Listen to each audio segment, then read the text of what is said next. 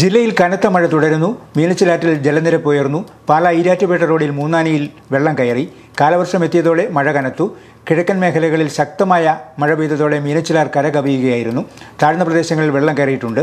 പാലാ ഈരാറ്റുപേട്ട റോഡിൽ മൂന്നാനിയിൽ ഉച്ചയോടെയാണ് വെള്ളം കയറിയത്.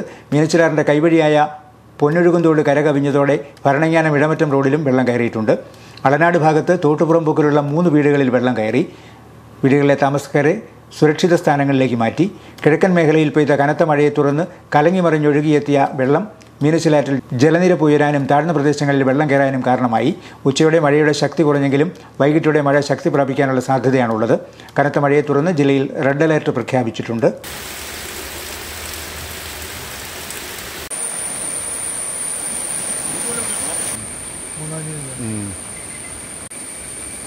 വെള്ളം ഉണ്ടായിരുന്നല്ലോ.